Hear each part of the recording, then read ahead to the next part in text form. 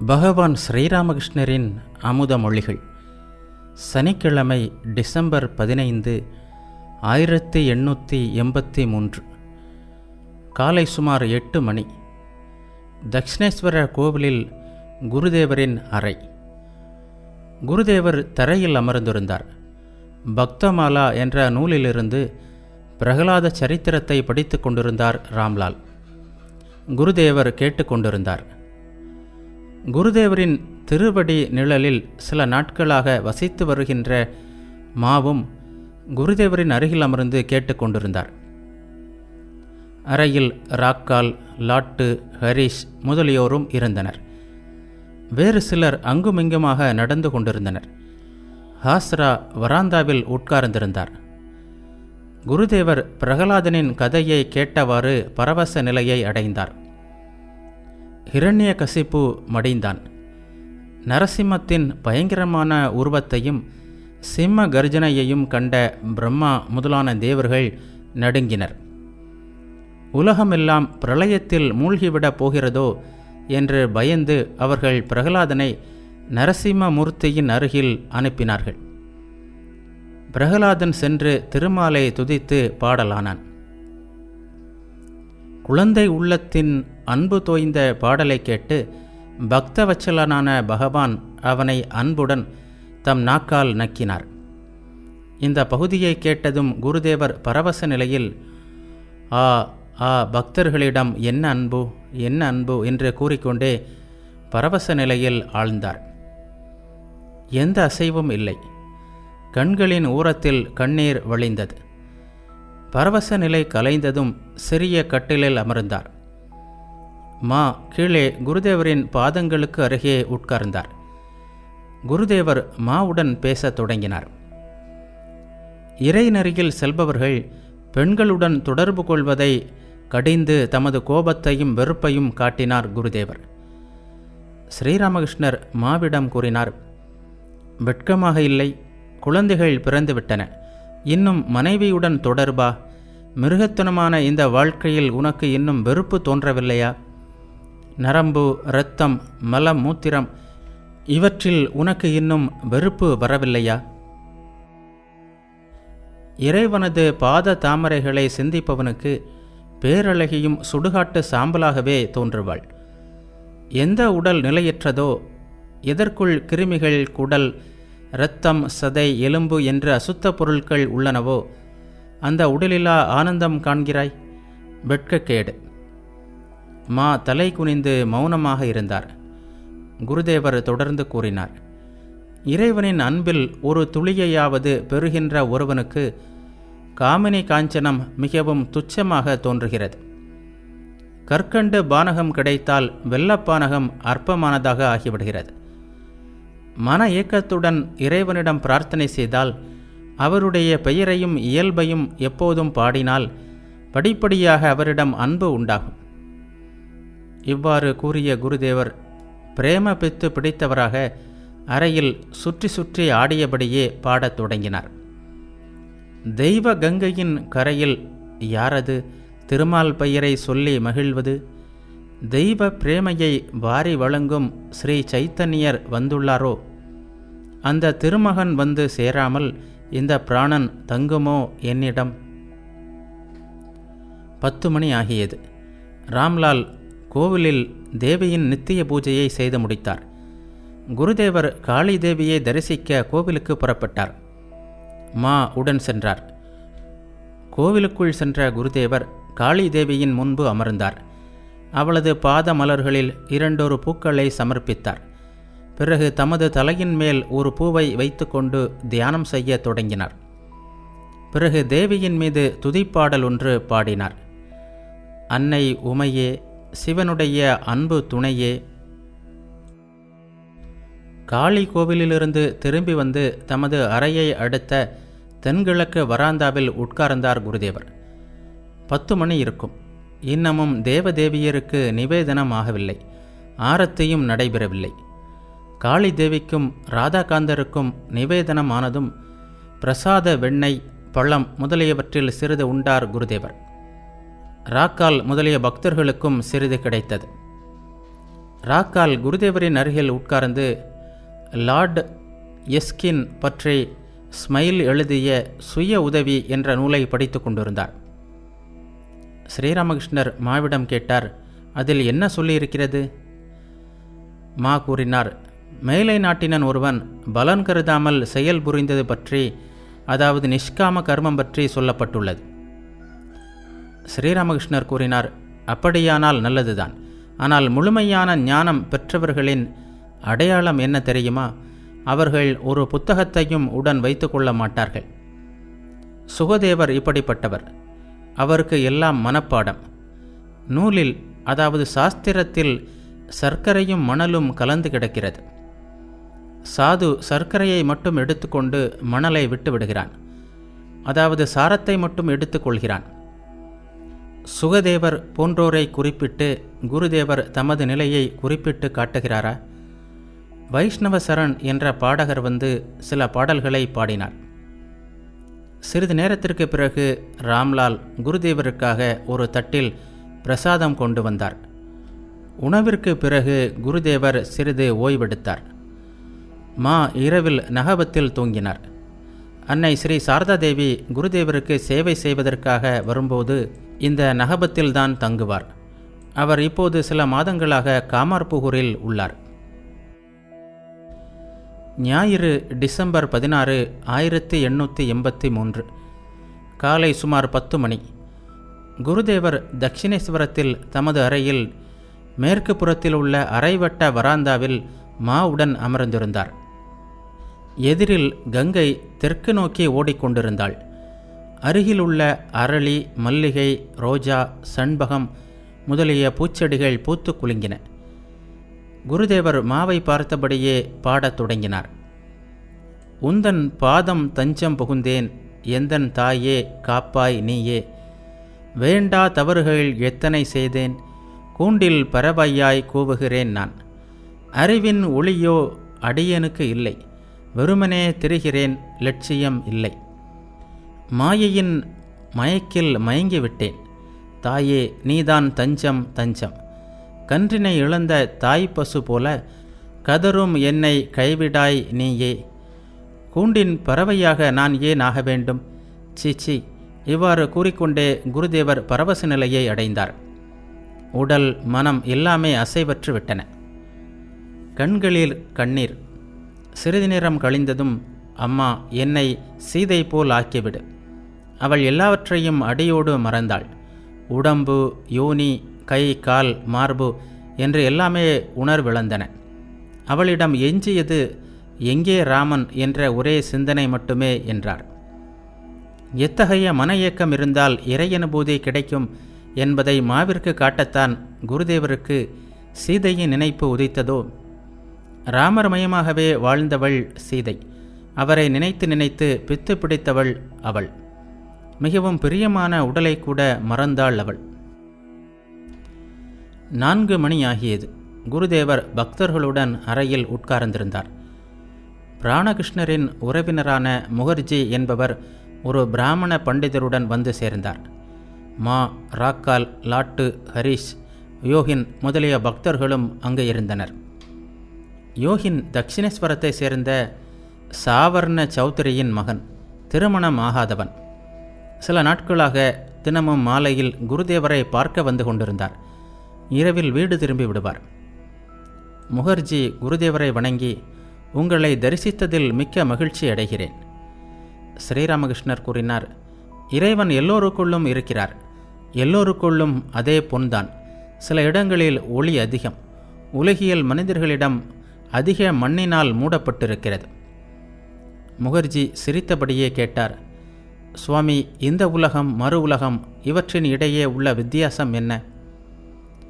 ஸ்ரீராமகிருஷ்ணர் கூறினார், சாதனை வேளைகளில் இது அல்ல இது அல்ல என்று துறக்க வேண்டும். இறைவனை அடைந்த பிறகு அவரே எல்லாமாக ஆகியுள்ளார் என்பது தெரிய வரும். ராமருக்கு வைராக்கியம் வந்தது. தசரதர் மிகவும் மனம் வருந்தி வசிஷ்டரை சரணடைந்தார். ராமர் இல்லறத்தை துறக்காமல் பார்த்து கொள்ளுமாறு வசிஷ்டரை வேண்டினார். வசிஷ்டர் ராமரிடம் சென்றார்.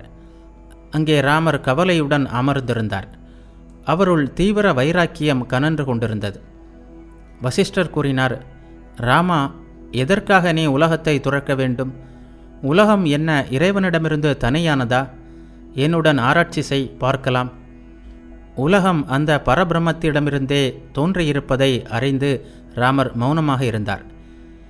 எதிலிருந்து மோர் உண்டானதோ அதிலிருந்தே வெண்ணெயும் உண்டாகி இருக்கிறது. எனவே மோரை சேர்ந்ததுதான் வெண்ணெய், வெண்ணெயை சேர்ந்ததுதான் மோர். சிரமப்பட்டு வெண்ணெய் எடுத்த பிறகு வெண்ணெய் இருந்தால் மோரும் இருக்கும் என்பதை நீ அறிவாய். எங்கே வெண்ணெய் இருக்கிறதோ அங்கே மோர் இருக்கும்.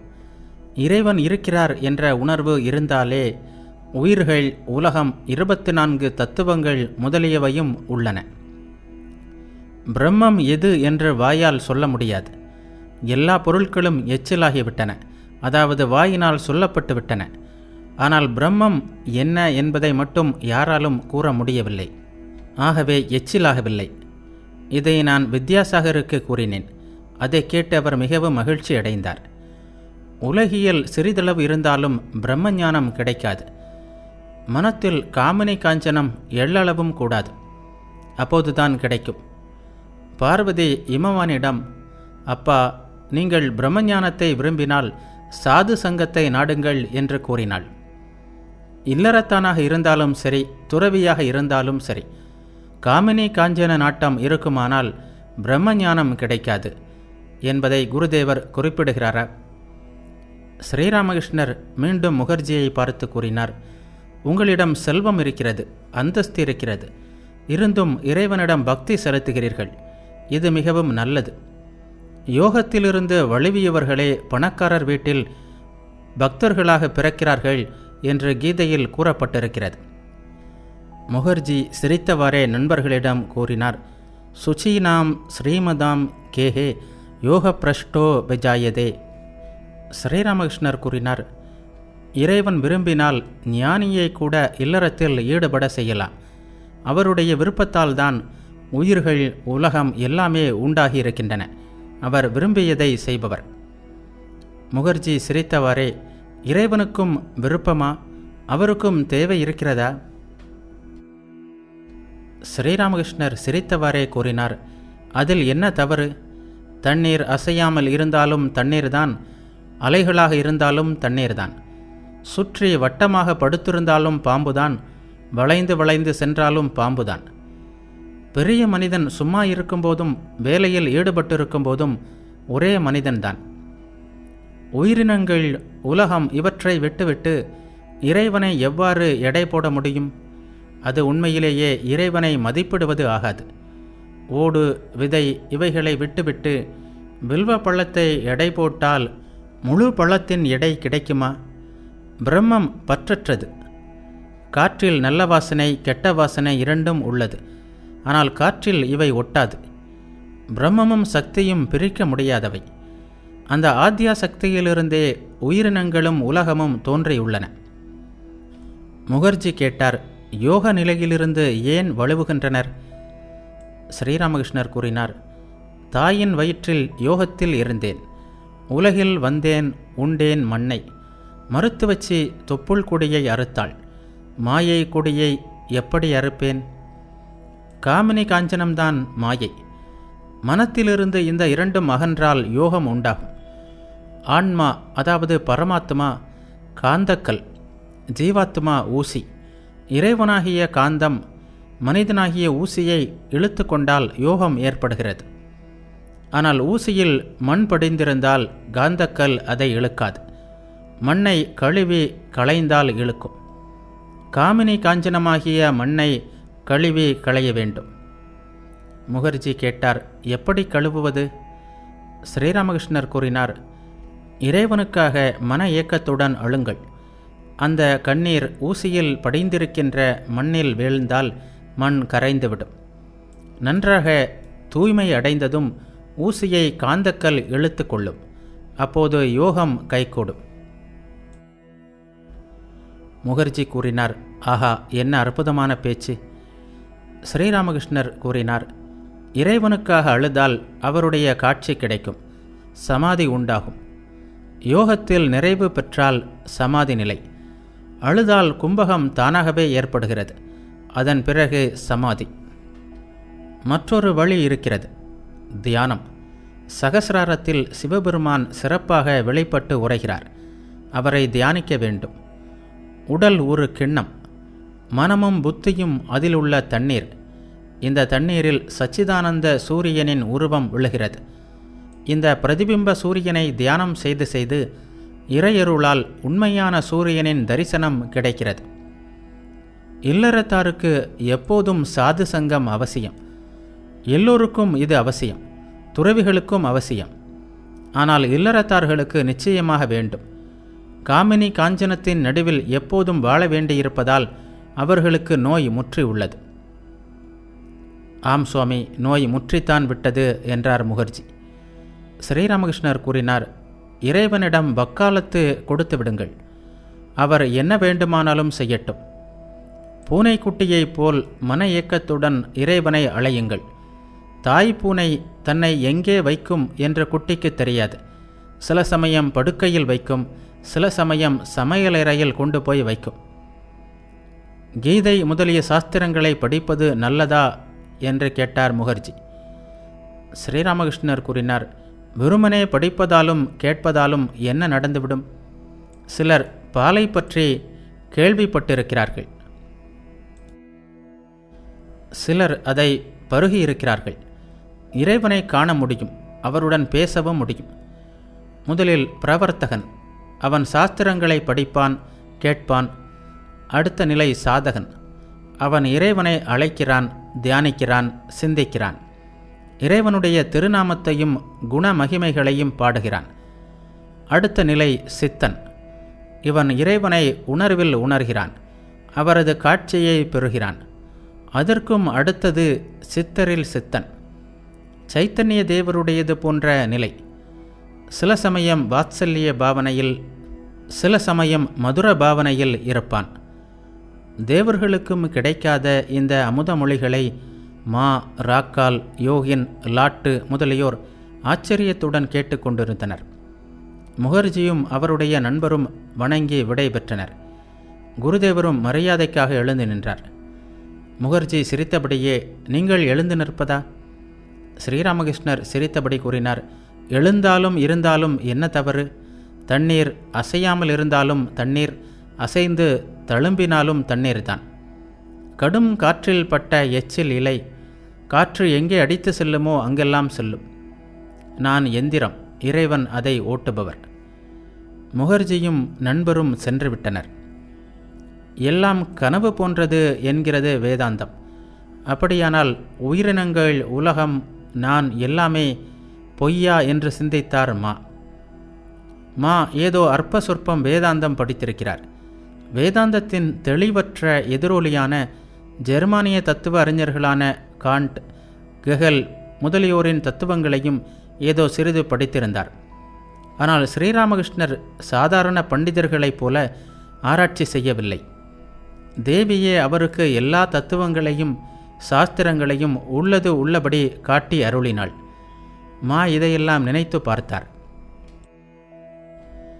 சிறிது நேரம் கழிந்து குருதேவர் அரைவட்ட தாழ்வாரத்தில் மாவுடன் பேசிக் கொண்டிருந்தார். எதிரில் கங்கை கலகல துவனியுடன் தெற்குமுகமாக ஓடிக்கொண்டிருந்தாள். குளிர்காலம், மாலை பொழுது. சூரியன் இன்னமும் மறையவில்லை. தென்மேற்கு மூலையில் ஒளி வீசிக் கொண்டிருந்தான். யாருடைய வாழ்வு வேதமயமானதோ, யாருடைய திருவாயிலிருந்து வரும் வார்த்தைகள் எல்லாம் வேதாந்த வாக்குகளோ, யாருடைய திருவாயின் மூலம் ஸ்ரீ பகவானே பேசுகிறாரோ, யாருடைய அமுத மொழிகள் வேதம், வேதாந்தம், பாகவதம் முதலியவையாக உரு பெறுமோ, அந்த கருணை கடலான மனிதர் குரு வடிவில் பேசிக்கொண்டிருந்தார். கேட்டார், சுவாமி, உலகம் பொய்யா? ஸ்ரீராமகிருஷ்ணர் கூறினார், ஏன் பொய்? ஆராய்ச்சிவாதிகளின் கருத்து அது. முதலில் இது அல்ல, இது அல்ல என்று ஆராய்ச்சி செய்யும்போது இறைவன் உயிரினங்கள் அல்ல, உலகம் அல்ல, 24 தத்துவங்களும் அல்ல என்று தெரிகிறது. இவையெல்லாம் கனவு போன்றது என்று தோன்றுகிறது. பிறகு அனுலோமம் விலோமம், அப்போது இறைவனே உயிரினங்களாகவும் உலகமாகவும் ஆகியுள்ளார் என்ற உணர்வு தோன்றுகிறது. படிக்கட்டின் வழியாக மாடியை அடைந்தால் மாடி பற்றிய எண்ணம் இருக்கும் வரை படிக்கட்டின் எண்ணமும் இருக்கிறது. உயர்ந்தது பற்றிய எண்ணம் உள்ளது வரை தாழ்ந்தது பற்றிய எண்ணமும் இருக்கவே செய்யும். மாடியில் சென்ற பிறகு செங்கல், சுண்ணாம்பு, மணல் முதலிய எந்த பொருட்களால் மாடி கட்டப்பட்டுள்ளதோ அதே பொருட்களால் தான் படிக்கட்டுகளும் கட்டப்பட்டுள்ளது என்பதை அறிவாய். வில்வ பழத்தின் உதாரணத்தை நான் ஏற்கனவே கூறியிருக்கிறேன். அசைவும் அசைவின்மையும் ஒரே பொருளின் தன்மைகளே ஆகும். நான் உணர்வு அவ்வளவு எளிதில் போவதில்லை. நான் உணர்வு இருக்கும் வரை உயிரினங்கள், உலகம் என்ற உணர்வும் இருக்கவே செய்யும். இறைக்காட்சிக்கு பிறகு அவரே உயிர்களாகவும் உலகமாகவும் ஆகியிருப்பதை காண முடியும். வெறும் ஆராய்ச்சியினால் இதை அறிய முடியாது. சிவபெருமானுக்கு 2 நிலைகள் உண்டு. சமாதியில் இருக்கும்போது, அதாவது மகா யோக நிலையில் இருக்கும்போது ஆத்ம ராமனாக இருப்பார். அந்த நிலையிலிருந்து இறங்கி வரும்போது சிறிது நான் உணர்வு இருக்கும்போது ராம் ராம் என்று கூறி நடனம் ஆடுவார். சிவபெருமானுடைய நிலையை விளக்குவதன் மூலம் தமது நிலையையே விளக்குகிறாரா குருதேவர்? மாலை வேளையாகியது. குருதேவர் தேவியின் திருநாமத்தை உச்சரித்தபடி அவளுடைய சிந்தனையில் மூழ்கி இருந்தார். பக்தர்களும் தனித்தனியாக அவரவர் முறைப்படி தியானம் முதலான சாதனைகளில் ஈடுபட்டனர். காளி, ராதாகாந்தர், சிவபெருமான் கோவில்களில் மாலை தீபாராதனை தொடங்கியது. தேய்பிறை 2ஆம் நாள் மாலை மறைந்து சிறிது நேரத்திற்கு பிறகு நிலவு தோன்றியது. கோவில் கோபுரங்கள், சுற்றிலுமுள்ள மரங்கள், செடி கொடிகள், கோவிலின் கிழக்கே ஓடிய கங்கை மீதெல்லாம் நில ஒளி பறந்து அங்கு ஓர் அற்புத அழகு விரிந்தது. அந்த வேளையில் குருதேவர் தமது அறையில் அமர்ந்திருந்தார். மா தரையில் இருந்தார். மாலையில் வேதாந்தம் பற்றி மா ஆரம்பித்த பேச்சு தொடர்ந்தது. ஸ்ரீராமகிருஷ்ணர் மாவிடம் கூறினார், உலகம் ஏன் பொய்யாக வேண்டும்? அதெல்லாம் ஆராய்ச்சி செய்பவர்களின் பேச்சு. இறைக்காட்சி பெற்றுவிட்டால் அவரே உயிர்களாகவும் உலகமாகவும் ஆகியுள்ளது புரியும். தாமே எல்லாமாக ஆகியிருப்பதை என் அன்னை பராசக்தி எனக்கு காளி கோவிலில் காட்டி அருளினாள். எல்லாமே உணர்வு மையம் என்பதை காட்டி அருளினாள். சிலை உணர்வு மையம், பீடம் உணர்வு மையம், பூஜா பாத்திரங்கள் உணர்வு மையம், கதவு உணர்வு மையம், செலவைக்கல் தரை உணர்வு மையம், இப்படி எல்லாமே உணர்வு மையம். அறையினுள் பார்த்தேன். எல்லாம் ரசத்தில், சச்சிதானந்த ரசத்தில் மூழ்கியிருப்பது போல் தோன்றியது. காளி கோவிலின் அருகில் ஒரு துஷ்டனை கண்டேன். அவனுக்குள்ளும் தேவியின் சக்தி சுடர் விடுவதைக் கண்டேன். அதனால்தானே தேவிக்கு படைக்க வேண்டிய பூரியை பூனைக்கு கொடுத்தேன். தேவியே பூனை வரை எல்லாமாக ஆகியிருப்பதை அப்போது கண்டேன். நைவேத்திய பூரியை பட்டாச்சாரியார் பூனைக்கு கொடுக்கிறார் என்று குற்றம் சாட்டி கோவில் அதிகாரி மதுர்பாபுவிற்கு கடிதம் எழுதிவிட்டார். மதுர்பாபு என் நிலைமையை புரிந்து கொண்டவர். ஆகவே அவர் விருப்பம் போல் செய்யட்டும், நீ அவரிடம் ஒன்றும் சொல்லாதே என்று பதில் எழுதினார். இறைவனை அடைந்தால் இவையெல்லாம், அதாவது இறைவனே உயிர்கள், உலகம், 24 தத்துவங்கள் என்று எல்லாமாக ஆகியிருப்பதை காணலாம். ஆனால் நான் உணர்வை இறைவன் அடியோடு நீக்கிவிட்டால் என்ன நிகழ்கிறது என்பதை வாயால் சொல்ல முடியாது. அப்போது நீ நல்லவளா நான் நல்லவனா என்பது உனக்கு தெரியும் என்கிறார் ராம் பிரசாதர். சில வேளைகளில் அந்த நிலையும் எனக்கு ஏற்படுகிறது. ஆராய்ச்சி வேளையில் நாம் ஒரு விதமாக காண்கிறோம். இறைவன் காட்டி அருளும்போது வேறு விதமாக தெரிகிறது. திங்கள் டிசம்பர் 17, 1883. தட்சிணேஸ்வர காளி கோவில். காலை 8 மணி. குருதேவர் தமது அறையில் கட்டிலில் உட்கார்ந்திருந்தார். ராக்கால், லாட்டு முதலிய பக்தர்கள் அருகே அமர்ந்திருந்தனர். மா தரையில் உட்கார்ந்திருந்தார். டாக்டர் மது வந்திருந்தார். வயது முதிர்ந்தவரான அவர் வேடிக்கையாக பேசக்கூடியவர். அவரும் கட்டிலில் குருதேவருக்கு அருகில் உட்கார்ந்திருந்தார். குருதேவருக்கு உடல்நிலை சரியில்லாவிட்டால் பொதுவாக அவரே சிகிச்சை அளிப்பார். ஸ்ரீராமகிருஷ்ணர் மாவிடம் கூறினார், விஷயம் இதுதான். சச்சிதானந்தத்திடம் பிரேமை கொள்ள வேண்டும். எத்தகைய பிரேமை? இறைவனை எப்படி நேசிக்க வேண்டும்? ராமரை அறிய விரும்பினால் சீதையை போல் ஆக வேண்டும். பகவானை அறிய வேண்டுமானால் பகவதியை போல் ஆக வேண்டும். சிவனை அடைவதற்காக பார்வதி எவ்வளவு தீவிரமான தவம் செய்ய வேண்டியிருந்தது. அதைப்போல் தவம் செய்ய வேண்டும். புருஷனை அறிய வேண்டுமானால் பிரகிருத்தியின் நிலையை அடைய வேண்டும். அதாவது சக்கிய பாவனை, தாசிய பாவனை, மாத்ரு பாவனை என்ற ஏதாவது ஒன்றை கைக்கொள்ள வேண்டும் என்பார் கௌரி பண்டிதர். நான் சீதையை தரிசித்தேன். அவளுடைய மனம் முழுவதும் ராமரிடமே லயித்திருந்தது. அங்கங்கள், கை, கால், ஆடை, ஆபரணம் எதிலுமே அவளுடைய மனம் செல்லவில்லை. அவளது உயிரே ராமமயமாக ஆகிவிட்டது போல் இருந்தது. ராமர் இல்லாவிட்டால், ராமரை அடையாவிட்டால் உயிர் நிலைக்காதது போல் தோன்றியது. மா கூறினார், ஆம் சுவாமி, பைத்தியம் போன்ற நிலை. ஸ்ரீராமகிருஷ்ணர் கூறினார், பைத்தியம் பிடித்தவள் அதுதான். இறைவனை அடைய வேண்டுமானால் பைத்தியம் ஆக வேண்டும்.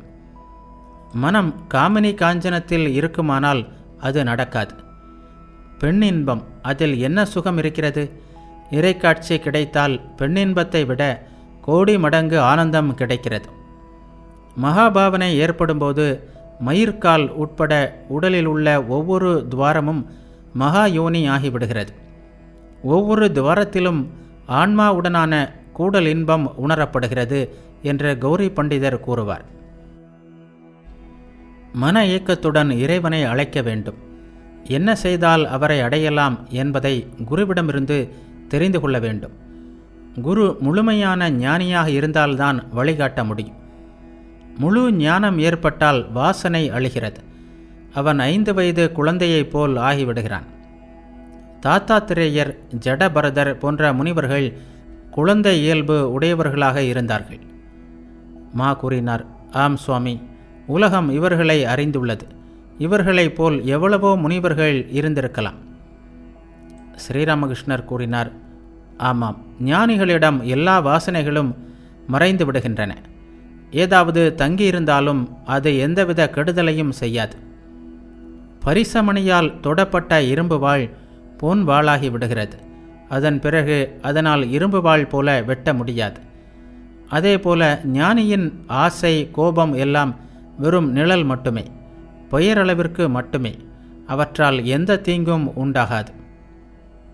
மா கூறினார், ஆம் சுவாமி, தாங்கள் கூறுவது போல் ஞானி 3 குணங்களையும் கடந்தவன். அவன் சத்துவம், ரஜஸ், தமஸ் என்ற 3 குணங்களின் வசமும் இல்லை. 3 குணங்களும் 3 திருடர்கள். ஸ்ரீராமகிருஷ்ணர் கூறினார், ஆம், இதனை மனதில் நன்றாக பதிய வைத்துக் கொள்ள வேண்டும். மா கூறினார், பூரண ஞானிகள் உலகில் 3-4 பேருக்கு மேல் இல்லை என்றுதான் நினைக்கிறேன். ஸ்ரீராமகிருஷ்ணர் கூறினார், ஏன்? மேற்கிந்திய மடங்களில் ஏகப்பட்ட சாதுக்களையும் சந்நியாசிகளையும் பார்க்க முடிகிறதே. மா கூறினார், ஆம், அவர்களைப் போன்ற சந்நியாசிகளாக இருக்க என்னாலும் முடியும். மா இவ்வாறு கூறியதும் ஸ்ரீராமகிருஷ்ணர் அவரை அப்படியே சிறிது நேரம் உற்று பார்த்தார். பிறகு அவரிடம், என்ன, எல்லாவற்றையும் துறந்தா என்று கேட்டார். மா கூறினார், மாயை விலகாவிட்டால் என்ன சாதிக்க முடியும்? மாயையை வெல்லாமல் வெறும் சந்நியாசியாகிய என்ன பயன்? இருவரும் சில நிமிடங்கள் மௌனமாக இருந்தனர். மா கூறினார், சுவாமி, 3 குணங்களையும் கடந்த பக்தியின் இயல்பு என்ன? ஸ்ரீராமகிருஷ்ணர் கூறினார், அந்த பக்தி உண்டானால் அவன் எல்லாம் உணர்வு மயமாக காண்கிறான். கிருஷ்ணர் உணர்வு மயம், அவருடைய இருப்பிடம் உணர்வு மயம், பக்தனும் உணர்வு மயம், எல்லாம் உணர்வு மயம். இப்படிப்பட்ட பக்தி ஏதோ சிலருக்குத்தான் உண்டாகும். டாக்டர் மது சிரித்தபடி, திரிகுணாதீத பக்தி, அதாவது பக்தன் எந்த குணத்தின் வசத்திலும் இல்லை. ஸ்ரீராமகிருஷ்ணர் சிரித்தவரே, ஆம், 5 வயது குழந்தை எந்த குணத்தின் வசத்திலும் இல்லை அல்லவா? அதுபோல. பகல் உணவு முடிந்ததும் குருதேவர் சிறிது நேரம் ஓய்வெடுத்தார். மணிமல்லிக்கு வந்து குருதேவரை வணங்கிவிட்டு தரையில் உட்கார்ந்தார். மாவும் தரையில் அமர்ந்திருந்தார். குருதேவர் படுத்தவாறே மணிமல்லிக்குடன் ஓரிரு வார்த்தைகள் பேசிக்கொண்டிருந்தார். மணிமல்லிக் கூறினார், நீங்கள் கேசவரை பார்க்க போயிருந்தீர்களாமே? ஆம், அவர் இப்போது எப்படி இருக்கிறார் என்று ஸ்ரீராமகிருஷ்ணர் கேட்டார். எந்த முன்னேற்றமும் இல்லை என்றார் மணிமல்லிக். குருதேவர் கூறினார், அவரிடம் ரஜோகுணம் நிறைந்திருப்பதைக் கண்டேன். நீண்ட நேரம் காத்திருந்த பிறகுதான் அவரை பார்க்க முடிந்தது. குருதேவர் எழுந்து உட்கார்ந்து பக்தர்களிடம் பேசத் தொடங்கினார். ஸ்ரீராமகிருஷ்ணர் மாவிடம் கூறினார், நான் ராம் ராம் என்று ஜெபித்து பைத்தியமாகவே ஆகியிருந்தேன். ஒரு சந்நியாசி தந்த ராம்லால் விக்கிரகமுமாக திரிவேன். அதனை குளிப்பாட்டுவேன், உணவு ஊட்டுவேன், தூங்க செய்வேன். எங்கெல்லாம் போவேனோ அங்கெல்லாம் அதையும் உடன் எடுத்து கொண்டு செல்வேன்.